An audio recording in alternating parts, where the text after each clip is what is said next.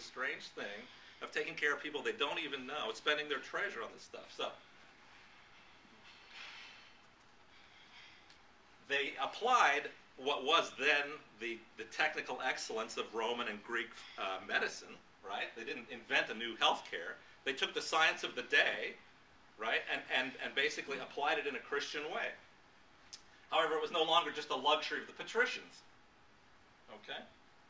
And it was based ultimately on the intrinsic dignity of human person, all right? This is also a novel concept in the ancient world. It did not exist before Christianity came upon the scene. And this is one of the basic things that informs medical care. It doesn't matter who walks in your office, it doesn't matter who comes in your ER, they are deserving of your very best. And if you don't give them your very best, you're falling short in a serious way. So it continues to inform our worldview. However, from the very beginning, the state was envious of this development. Okay, I give you Julian the Apostate. This is the nephew of Constantine. This is the successor to Emperor Constantine. Constantine is the one who legalized Christianity. It was his Edict of Milan that basically brought the Christians up out of the ground, right?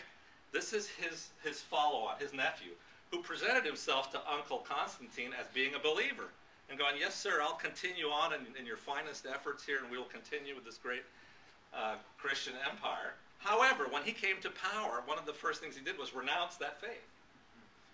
He recognized very early on that there was this effective outreach that these Christians were doing that were pulling people into the Christian faith, this care of the poor, the sick, and the dying business. And he was so envious of it that he actually decreed that his governors would levy a tax to set up a competing hospital system, if you will. Right? The idea being to draw those people back to the old religion. The old religion, of course, being worship of the emperor and the other Roman domestic gods, right? Okay, any of this sound familiar at all? Okay. I had to put change at the bottom of that picture.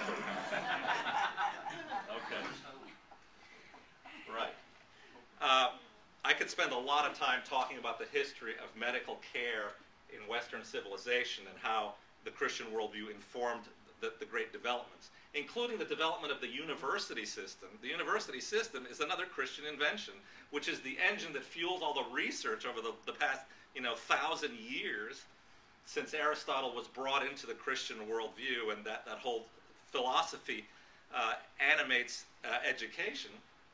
But we'll fast forward to America now. There are multiple strands in American history that produced hospital systems of one kind or another, including church-based systems. And we're all pretty familiar with that. There's also the land-grant colleges. The several states themselves would grant monies for the establishment not only of universities, but also of hospitals associated with those universities. And then, of course, the War of Northern Aggression here and the general hospital system that was created as a result of that. Homes would be appropriated for the establishment of local hospitals, and they became what we call the general hospitals. And then, of course, other private charities like the Shriners and the Scottish Rite. So there's a lot of things going on out there, some of them public, most of them private.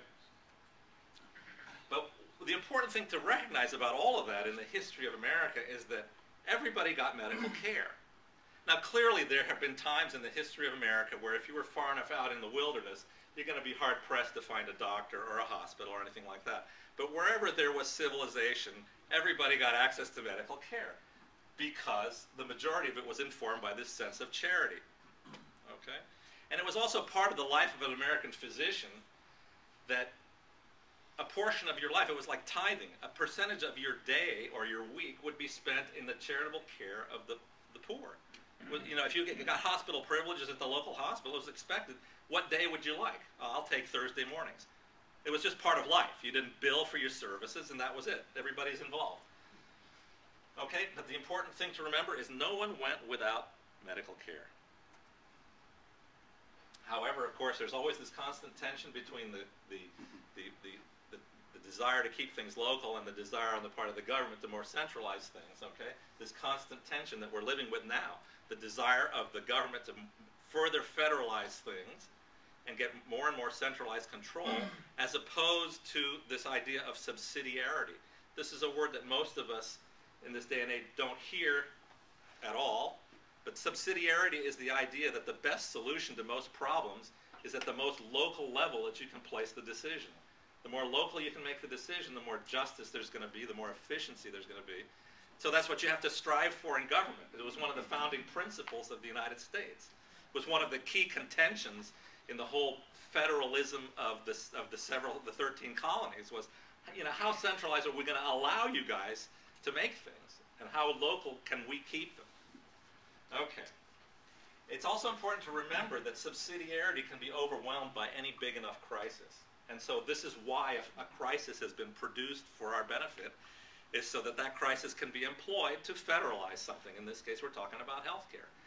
I present to you a slide that's certainly not exhaustive, but some good examples of how crises are used to federalize or centralize a particular activity.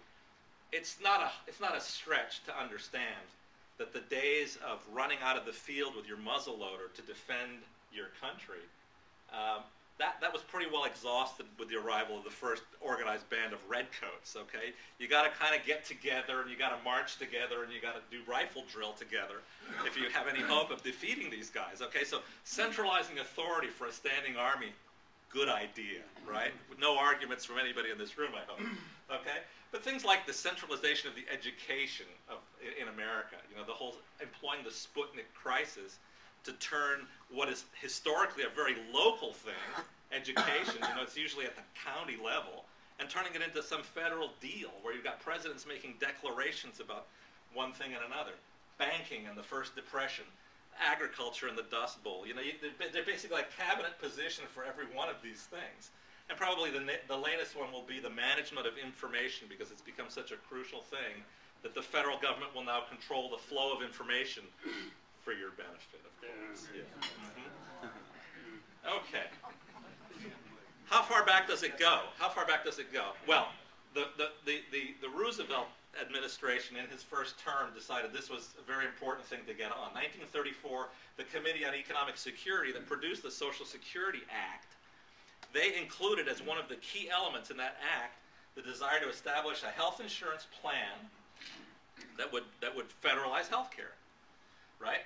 But he decided, it created such a violent rejection on the part of the American voting populace that they decided to no longer speak about medical care when speaking about the Social Security Act, because they knew that if they spoke publicly about federalizing health care, that the Social Security Act would go down in flames. The reaction was so violent to that. So they made it a matter of policy that it would no longer be spoken of as long as that bill was in the legislative mill. Not only didn't they speak of it while it was in the legislative mill, this stuff wasn't even made public until 1969. You know, I mean, that's the longer than they kept the nuclear secrets, for crying out loud. Yeah. Okay. Roosevelt appointed this guy, Isidore Falk, 4 years later, to manage the process of moving medical care into the federal world. And a very clever fellow. And from the very beginning, the plan was to create something paid by taxation as a form of social insurance, and to use it to expand hospitals and to basically get their fingers into the whole process, using the tax code to do it. Okay, and always to be spoken of in terms of disability insurance and care of the medically needy. All right, and that's what informed their legislative efforts.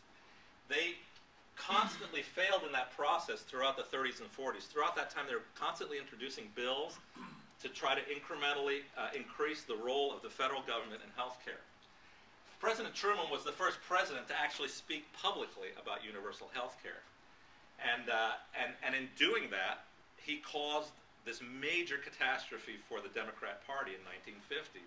Because of this insistence on the federalizing of health care, the Democrat Party lost huge in the 1950 mid-cycle election, right? And they learned from that, though. They didn't go to sleep on that switch. They decided